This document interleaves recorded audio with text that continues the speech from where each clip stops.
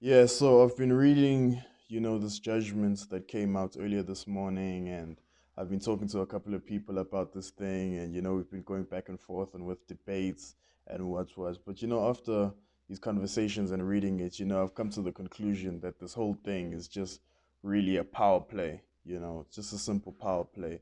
The judiciary and the legislature is kind of mad that the executive now kind of like holds all the power of government and the three branches.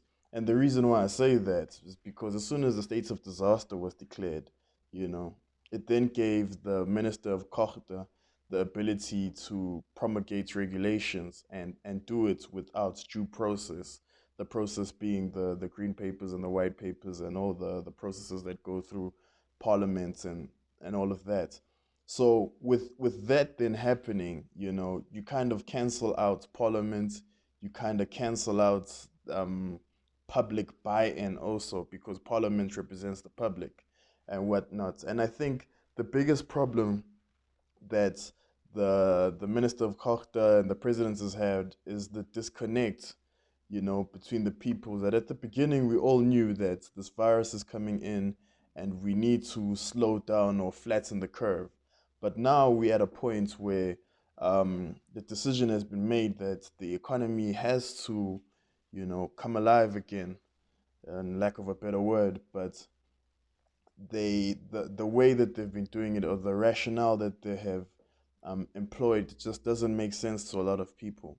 Like the whole idea is to social distance and to um, trying to flatten the curve and to slow down the spread of this COVID thing. Yet you allow gatherings, certain gatherings, and you prohibit other gatherings.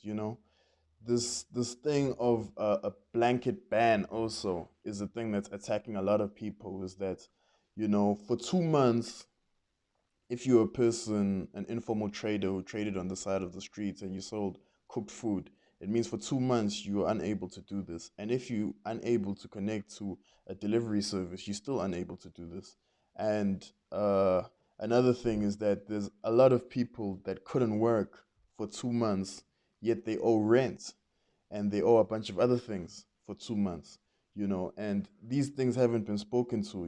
It's the response has been that we must endure a little bit longer. But if the government actually took time to investigate these things and look into these things, they'll realize that there's ways where you can allow people to do things like open up restaurants and open up other industries, but having done that, still have the social distancing and all those other things.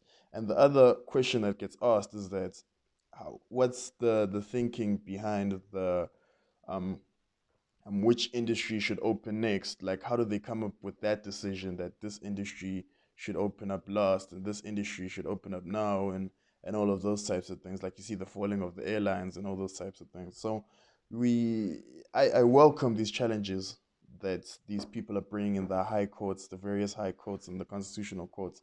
I think it's very productive, and I think that the government must make a decision now to involve the representatives of the country to be involved in this process.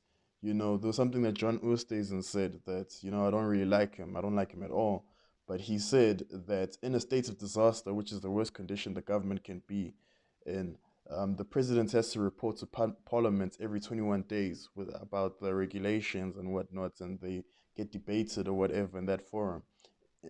That's in a state of emergency, sorry. In a state of disaster, he doesn't have to do that. And the Minister of Kokta also doesn't have to do that. And the state of disaster can be for an indefinite period. So now the question is that how long are we going to be in a state of disaster where you have a couple of ministries making the rules and regulations? How long are we going to be in this condition? Whatnot? When are we, is Parliament and other avenues going to open up? Whatnot, because that's the important questions that we need to ask each other, because the rule of law, as far as how laws get created and promulgated, whatever, it has to come back.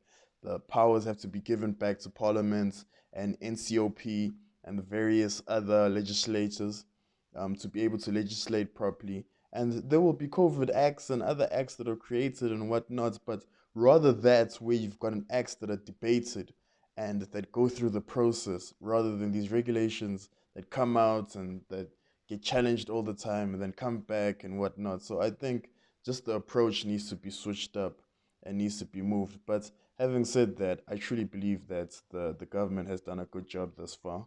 I pass them. Not that I'm the person qualified to pass them, but I think they've done a good job. You know, they've made a lot of mistakes, but generally they've done a good job. This is an unprecedented thing that we're facing right now. But yeah, no, we'll see. I totally welcome all these challenges to the regulations, and up until a point where the citizens have a voice in this whole process, I think people should carry on challenging them.